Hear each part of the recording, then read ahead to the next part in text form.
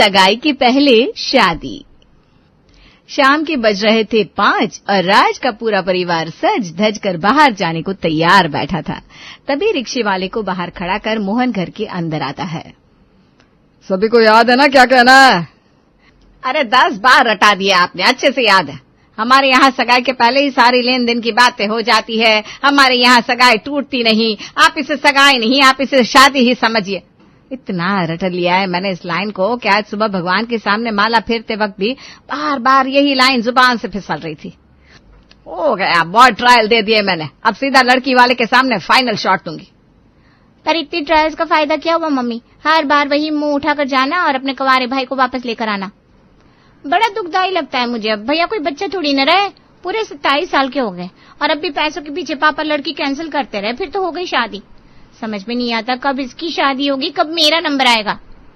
भाई से ज्यादा जल्दी तो इसे लगी पड़ी है शादी की। अरे तू क्या चाहती है कि तेरे भाई की शादी मुफ्त में कर दूंगा? इसकी पढ़ाई में जो पैसे झोंके हैं उसका क्या? ट्यूशन फी, कंप्यूटर फी, हैन तैन, वो सब कुछ क्या तेरी गुल्लक से आएगा? फिर से कह रहा हूं मैं, इसकी शादी के पहले ही एक एक पैसा वसूल लूंगा। अब शादी के बाद क्या पता ये बीवी के पल्लू में लिपट गया, फिर तो मेरी सारी इन्वेस्टमेंट वेस्ट हो जाएगी ना। और हाँ, रिक्शे वाले से बात कर लिए मैंने, इसे 200 रुपया किराया देना है। रेस्टोरेंट से कुछ दूर पर ही रिक्शा वाले को खड़ा कर देंगे।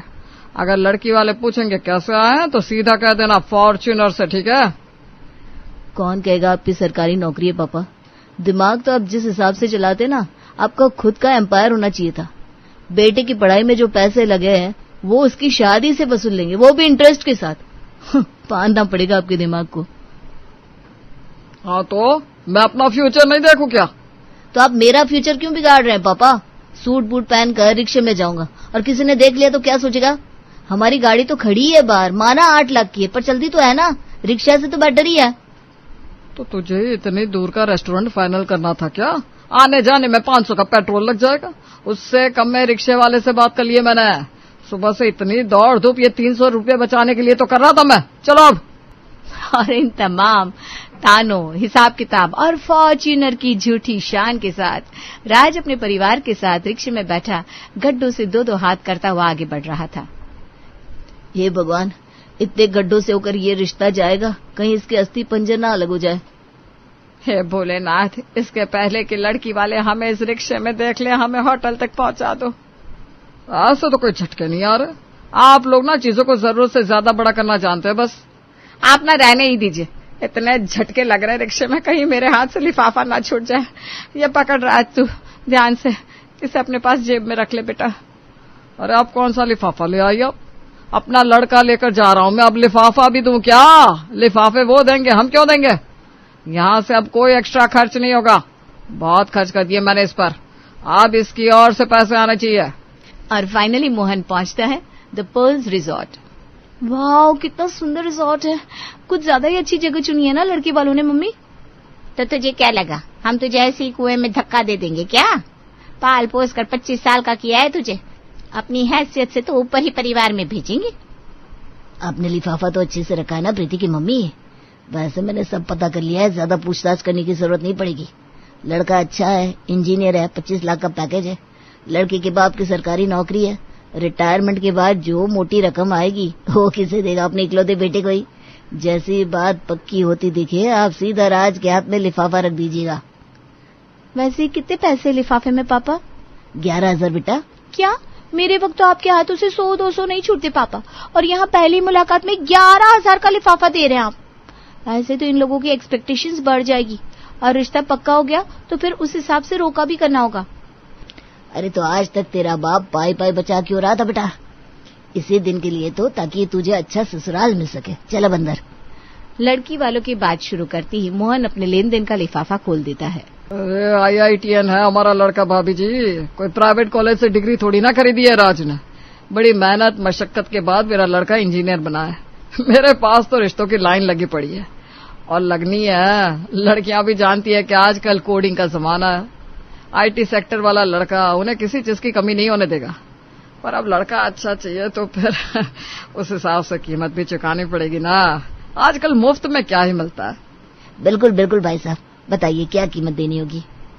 बेटे की सिर्फ डिग्री में ही 30 लाख के नीचे आ गया था मैं, तो कम से कम उससे ऊपर ही जो आपको समझ में आए दे दीजिएगा।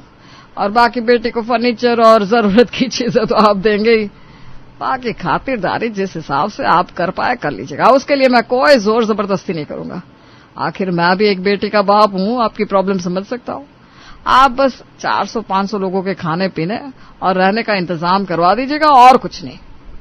बाप रे बाप, और कुछ नहीं कहकर 50 लाख का खर्चा बता दिया अंकल जी ने। 30 लाख नगद भाई साहब, ये तो कुछ ज्यादा ही हो गए। फिर अपनी बेटी को 10-12 लाख का सोना भी चढ़ाना होगा मुझे। तो फिर कैसे? मुझे मंजूर है भाई साहब। प्रीति की मम्मी, जरा सगुण का लिफाफा राज जी के हाथ में रख दीजिए, आज ही नहीं कर देते हैं। जी बेटा जी, आप जरा अपना नंबर दे दीजिए। वो क्या है ना, मॉडर्न जमाना है, प्रीति और आप इस बीच एक दूसरे को जान समझ ले तो सही रहेगा। नहीं, ऐसा कैसे? मेरा मतलब है एक बार रोका हो जाए फिर बातें हो जाएंगी, इतनी क्या हड़बड़ी है। आखिर आपकी बेटी को आना हमारे ही घर है, और बात करनी होगी तो फैमिली मीटिंग रखवा दी जाएगी। कसम से मम्मी, पापा बिना हदे, आज के जमाने में कौन बिना लड़के से बात किए उससे शादी करता है? कहीं लड़के वालों ने मना कर दिया तो? ये सब तेरे पापा के दिमाग की खुराफात है बेटा। इसीलिए तो इन्होंने राज को पढ़ाई के पैसे देने के पहले ही पेपर पर उसके साइन ले लिए थे कि वो लव मैरिज नहीं करेगा, क्योंकि अगर वो लव मैरिज कर लेता तो दहेज के पैसे कैसे आते। पर इनके मन का डर अभी भी इनका पीछा नहीं छोड़ रहा, इसीलिए तो दोनों की आपस में बात नहीं होने दे रहा। इन्हें डर है कि प्रीति ने अगर पहले ही राज से बात कर ली और बातों बातों में दहेज कम करवा लिया तो फिर तो ये फंस जाएंगे। प्रीति का रिश्ता राज से पक्का कर प्रीति के परिवार वाले वापस घर लौट जाते हैं। अगली सुबह, चलो मम्मी, मैं निक्की से मिलके आती हूँ। अब इसे जाकर रिश्ते की बात मत बता देना, सबसे ज्यादा सहेलियां ही नजर लगाती है। क्या मम्मी? ठीक है, पर एक लड़की अपनी बेस्ट फ्रेंड से अपने रिश्ते की बात छुपा ले, ऐसा कैसे हो सकता है भला? और वो भी उस फ्रेंड से जिसे उसके बचपन से जवानी तक के सारे राज पता हो। तुझे क्या लगा मैं सरप्राइज हो जाऊंगी? नहीं बहन, कल शाम को जब अंकल जी गाड़ी लेकर आए थे ना, मैं तभी समझ गई थी मामला गड़बड़ है। और अपने बाएं हाथ में तूने जो ये एक चूड़ी डाल रखी है ना, ये तभी डाली जाती है जब रिश्ता पक्का हो जाता है। हाँ यार निक्की, ये तो मैंने सोचा ही नहीं, तू तो सच में बहुत स्मार्ट है। चल अब ये सब छोड़ और बता जीजू कैसे है? अंदर से कैसे है राज ये तो नहीं पता, पर बाहर से तो यार इतना स्मार्ट दिखता है बंदा, क्या कहूँ। मेरी नजर तो उनसे हट ही नहीं रही थी। लड़कियां हम हैं, पर होंठ गुलाबी उनके थे। आईलैशेस इतने घने थे, हाय मेरी तो आंखें उनसे हट नहीं रही थी। ऊपर से IIT pass out engineer, 2 lakh महीने के कमाते हैं, अब क्या चाहिए। बस एक प्रॉब्लम है, उसके घर वालों ने 30 लाख रुपए नगद मांगे हैं और आ भगत का खर्चा अलग। लड़के की बाप का ना यही काम होता है, उसने 30 लाख मांग लिया, तू राज से बात करके 30 लाख को 3 लाख रुपए कर दे, बस हो गया। वाह, जैसे कि मेरे बोले से वो 30 लाख का 3 लाख कर देंगे, और मानो कर भी देंगे तो उसके लिए मुझे राज से बात तो करनी पड़ेगी। पर कैसे करूं? पापा जी ने तो नंबर एक्सचेंज करने से भी मना कर दिया है। दिक्कत है बहन, दिक्कत है। तेरे होने वाले ससुर पैसे निकलवाना चाह रहे हैं तुम लोगों से, और कुछ नहीं। तो एक काम कर, फेसबुक या इंस्टाग्राम पर जीजू को फॉलो करके अनफॉलो कर दे। जैसे उनके पास नोटिफिकेशन आ जाएगा वो सामने से मैसेज करेंगे। अरे फॉलो अनफॉलो क्यों, डायरेक्ट मैसेज क्यों नहीं कर सकती मैं? हे भगवान, पता नहीं जब तू बुद्धि बांट रहा था तो मेरी सहेली कहाँ चली गई थी। अगर तूने पहले मैसेज कर दिया और ये बात तेरे ससुर जी तक पहुंच गई तो प्रॉब्लम हो जाएगी ना। जहां तक रही फॉलो की बात, तो कहते ना मेरी फ्रेंड ने कर दिया था, और जैसे मैंने देखा तो अनफॉलो कर दिया। हाँ, निक्की से आइडिया लेकर प्रीति राज को फेसबुक पर फॉलो कर अनफॉलो कर देती है, और ये हरकत राज बाबू से बर्दाश्त नहीं होती। प्रीति शर्मा, हाँ, अनसेंड द रिक्वेस्ट। प्रीति ने मुझे अनफॉलो क्यों किया? ये क्या बात हुई? क्या चल रहा होगा उसके दिमाग में? राज प्रीति की प्रोफाइल ओपन करता है और प्रीति के फोटोज देखता ही रह जाता है। क्या मैं ये अपनी होने वाली बीवी की चोरी चुपके फोटोज देख रहा हूँ? मैसेज ही कर देता हूँ। और राज सामने से निक्की को मैसेज करता है। शक्ल पसंद नहीं आई या प्रोफाइल फोटो जो फॉलो करके अनफॉलो कर दिया मैडम ने? ओह शिट, इसकी भी नोटिफिकेशन आ जाती है क्या? मुझे नहीं पता था। वो मेरी सहेली को अपने जीजू को देखने का बड़ा मन हो रहा था और इसीलिए उसने आपको फॉलो कर दिया, पर पापा जी ने बात करने से मना किया था ना, इसलिए मैंने रिक्वेस्ट कैंसिल कर दी। I am sorry.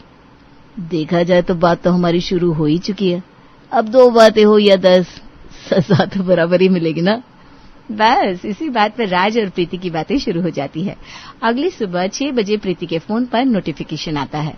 तुम्हारे उठने का वक्त क्या है प्रीति? 6 बजे तो नहीं होगा, क्योंकि इतना खूबसूरत दिखने के लिए कम से कम 8-10 घंटे की नींद तो लेनी पड़ती होगी तुम्हें।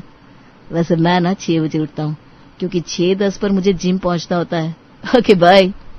बड़ी देरी से उठते हैं आप। I am a morning person. 4 बजे उठकर घर का सारा काम कर चुकी हूँ और अब जाऊंगी गरीब बच्चों को पढ़ाने। इस तरह प्रीति धीरे धीरे राज के सारे राज जानना शुरू कर देती है। एक सुबह, अरे तुझे बस वॉक करने का ड्रामा करना है। हमें ये दिखाना है कि हम वॉक करते हुए इस रास्ते में आ गए, बाकी जो हुआ सब इत्तेफाक से। चल इतना सोच मत, बात आगे बढ़ानी है कि नहीं। राज अपने जिम की ओर बढ़ रहा था कि इस रास्ते पर उसकी नजर प्रीति और निक्की पर पड़ जाती है। अरे जीजू आप, चलिए अच्छा है, इसी बहाने मुझे आपको देखने का मौका मिल गया, वरना जिस हिसाब से आप दोनों 19वीं सदी के जोड़े की तरह दूर दूर रहते हैं, मुझे तो लगा नहीं था फिर के पहले मुझे आपके दर्शन हो पाएंगे। अरे नहीं साली साहिबा, ऐसा मत कहिए। प्रीति जरा फोन देना तो, अपने फोन पर मिस कॉल दे देता हूँ, अब तो वीडियो कॉल पर मेरे दर्शन हो जाएंगे। वो सिलसिला जो मैसेज से शुरू हुआ था फोन कॉल में बदल चुका था। मुस्कुराते हुए फोन पर अपने होने वाले पति से बात करती हुई प्रीति अपने कमरे से बाहर आती है। 2 दिन की बात है प्रीति की माँ, गांव के जमीन का सौदा हो गया है। 7 लाख रुपए नगद लेकर आ जाऊंगा मैं। एक बार के लिए रोके का इंतजाम तो हो ही जाएगा, फिर आगे का कर लूंगा इंतजाम। गांव की जमीन तो कम से कम 20-25 लाख में बिक सकती है पापा। इतनी हड़बड़ी में जमीन बेचने की क्या जरूरत है, वो भी इतने नुकसान में। तो इन चीजों में दिमाग मत लगा बेटा, घूम फिर। हाँ, एक ही तो बेटी है हमारी, अब उसके पीछे भी खर्च नहीं करे क्या? इतना अच्छा लड़का मिला है तो पैसे तो लगाने ही पड़ेंगे। और समधी जी ने सामने से कहा है कि रोका पर्ल्स रिसोर्ट में ही होना चाहिए।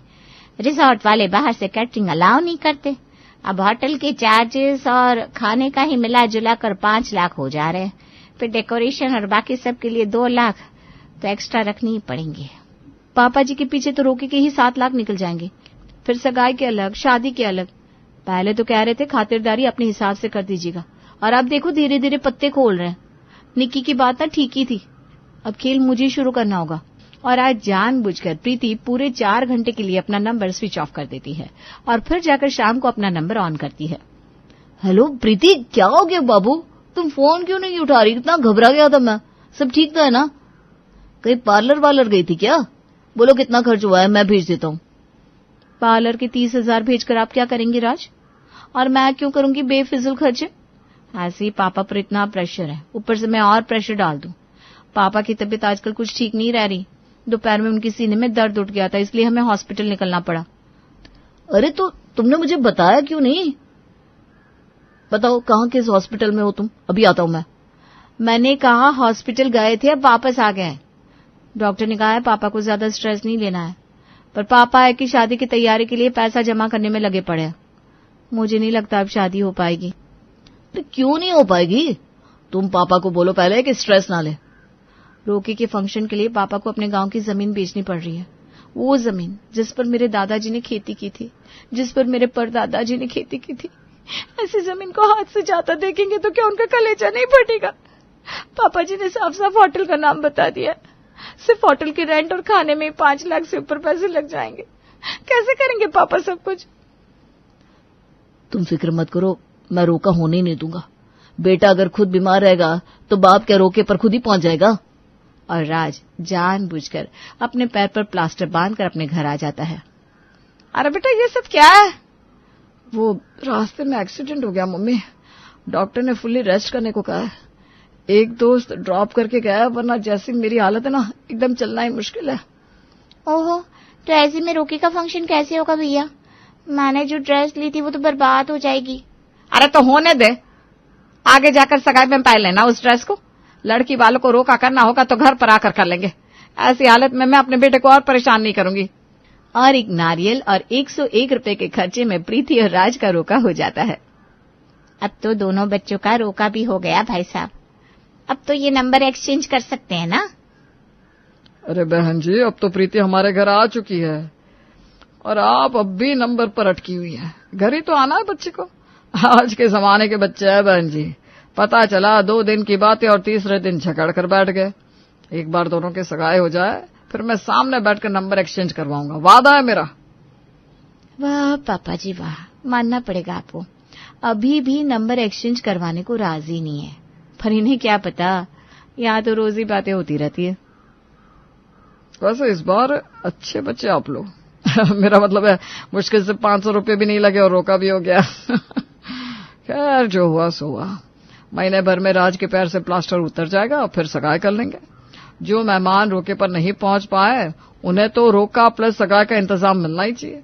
और सगाई में ही आप अगर 15 लाख कैश दे दे तो अच्छा रहेगा भाई साहब, नहीं तो ना बहुत सारे लोग अभी भी लाइन में लगे हुए हैं। अरे आप ये कैसी बात कर रहे हैं समधी जी। 15 लाख रुपए और एक अच्छा सगाई का अरेंजमेंट तैयार रहेगा। और पूरे 1 महीने बाद 12 जून की तारीख सगाई के लिए फाइनल होती है। जैसे जैसे दिन आगे बढ़ते जा रहे थे वैसे वैसे प्रीति की टेंशन भी बढ़ रही थी। 15 लाख रुपए मजाक नहीं होते राज। पापा ने जमीन बेच दी पर 7 लाख रुपए ही आए। बाकी के पैसे कैसे अरेंज होगी? मम्मी ने अपने गहने बेच दिए, उससे 5 लाख अरेंज हुए यानी 13 लाख। फिर सगाई का खर्च और बाकी सब। मैं अपने घर से विदा होते होते अपने माँ बाप को कंगाल नहीं करना चाहती। आज पापा की हालत देखकर लगता है कि वो हाथ जोड़कर खुद ही पीछे हट जाएंगे। 30 लाख रुपए हमारे प्यार से ज्यादा भारी निकले राज। साइलेंस। 12 जून को होने वाली थी सगाई और 11 जून को ही मांग में सिंदूर लगाए, गले में वरमाला डाले प्रीति राज का हाथ पकड़े अपने ससुराल पहुंच जाती है। मम्मी देखो भैया ने शादी कर ली। ये क्या देख रहा हूं मैं? आपके पैसे तो गए पापा, हमने मंदिर में शादी कर ली। प्रीति अपने ससुर जी को देखकर जोर जोर से हंसने लगती है और अपनी बहू की भरी मांग देखकर मोहन बेहोश होकर गिर पड़ता है।